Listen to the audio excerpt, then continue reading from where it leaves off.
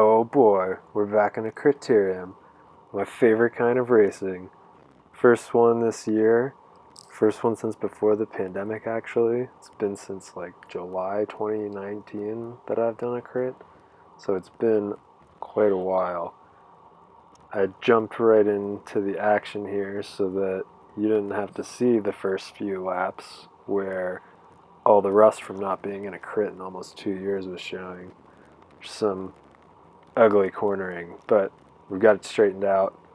This is in the second half of the race. We remembered how to crit race again, so we're just kind of in the flow here. This is the Pueblo Classic Criterium. Was a 2-day event in Pueblo, Colorado. Saturday had a road race. Sunday has this cool downtown crit. This is a pretty simple course. Had kind of 5 corners, but 2 of them were not so sharp. This one, and then we had a real turn here, and then the next one was the other kind of not quite 90-degree corners, so you could go through them pretty quick. Even the 3 90-degree corners you could really go fast through. We averaged over 29 miles an hour for this race, so it was pretty quick.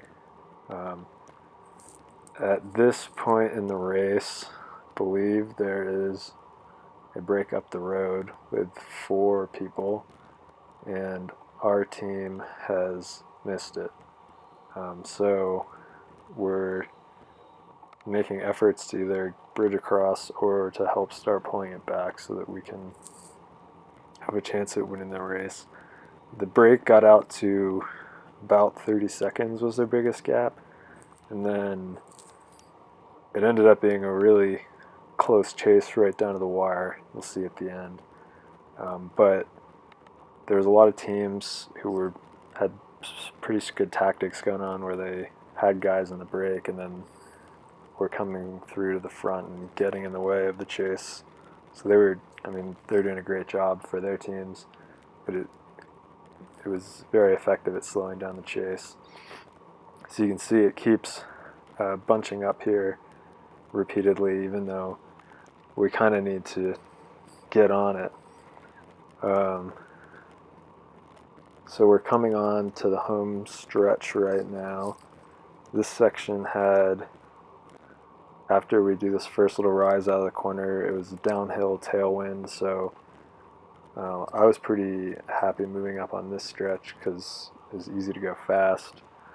I actually get like a free ride up here from this Fort Lewis Seahawks rider you see, and don't have to do too much work and end up basically at the front. So I just kind of followed them through, and this is kind of a group trying to get away from the peloton, but there's still that group up the road, remember? And so I'm going to, after taking this like free ride up to the front, basically come through towards the ends of this straight, putting a pretty good pull here. I wish you can't see it with the front-facing camera, but I looked back towards the end of the pull, and it's pretty satisfying seeing the whole Pro 1-2 field strung out behind you. It's not a view I'm used to having, so it's pretty exciting to be strong enough to be able to do that in these Pro 1-2 races now. So this is sweeping up all the bits of that last little bridge attempt.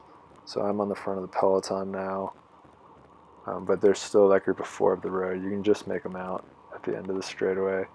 I think this was when their gap was towards its biggest, like 25 to 30 seconds.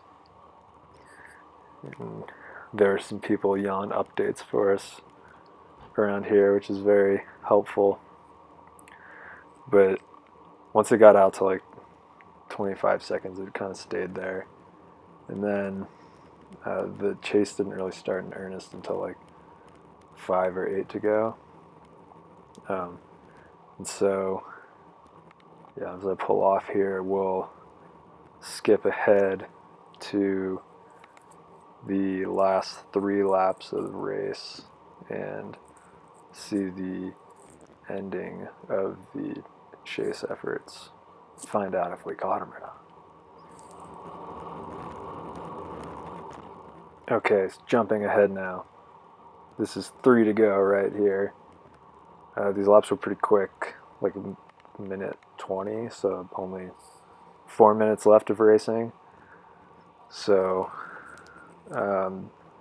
there, a lot of the guys near the front, all the guys in the red kits from Rio, and then the Mesa kits of the purple, they had teammates in the break, so they were up there, but they weren't really chasing, and so I saw that.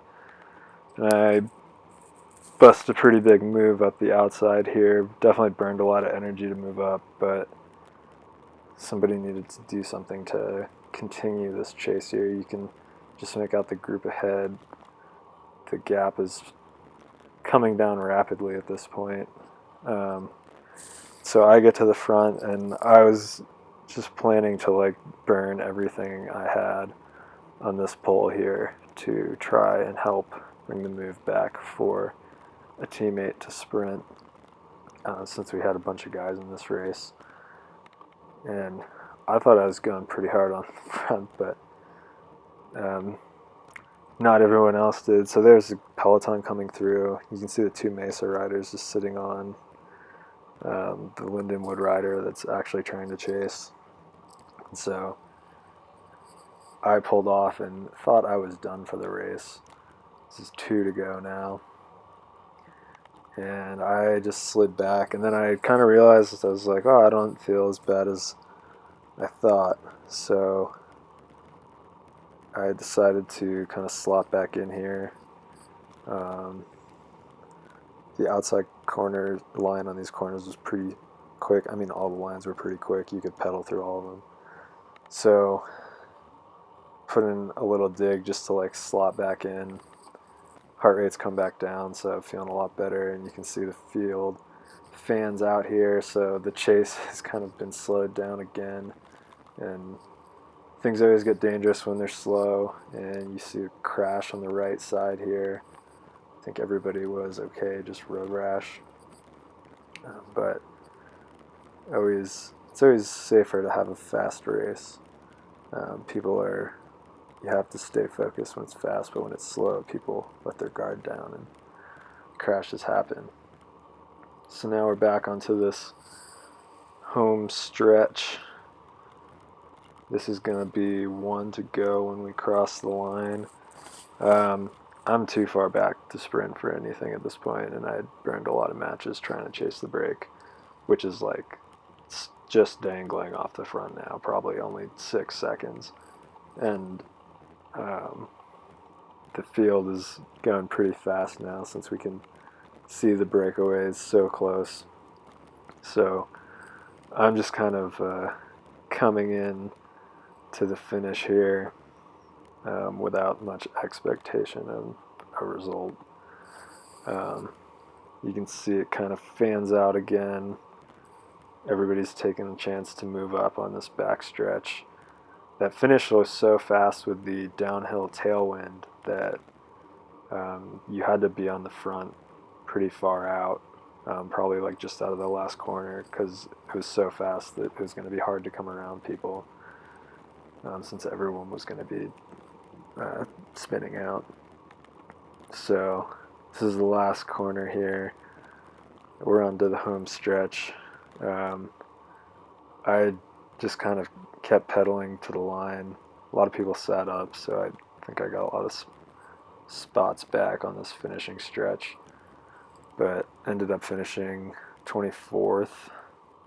Unfortunately, that break stayed away like 4 seconds off the front of the field, so we were already sprinting for 5th, but hopefully next time we can make the breakaway happen for us, rather than being the ones chasing it.